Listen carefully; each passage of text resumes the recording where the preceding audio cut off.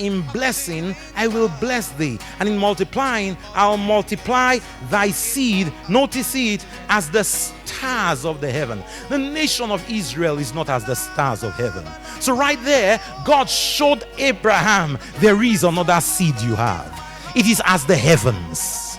And then as the sand which is in the seashore. Right there, he showed to Abraham, there are two seeds, as it were, that you're going to have. You're going to have the natural one. From that day, my brothers and sisters, Abraham quit looking for Palestine as a land of interest. So we see it recorded about Abraham, Hebrews in chapter 11, and then reading from verse 8. Hebrews 11 from verse 8. And we find this is talking about Abraham. We know that Abraham moved around in Canaan and all those places and all of that. But brothers and sisters, Abraham he had gone past seeking natural things. He had caught eyes of the one that sees me.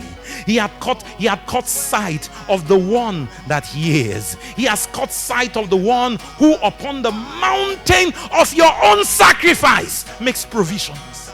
He had caught sight of him, of this one that needs nothing, the El Shaddai, yet he approaches me.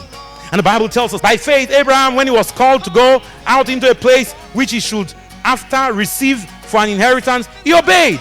And he went out, not knowing where he went. Howbeit, notice it, he tells us, verse 9, by faith, he sojourned in the land of promise, as in a strange country, dwelling in tabernacles with Isaac and Jacob, the heirs with him of the same promise. Going on, and he says, for he looked for a city which hath foundations, whose builder and maker is God. That's not Palestine. Palestine has foundations that God did not lay. That's not one land somewhere in Israel. He was talking about a city of God. He had caught sight of God. His pursuits changed. You cannot catch sight of God and still run your life the same way. What he was pursuing now was different in life.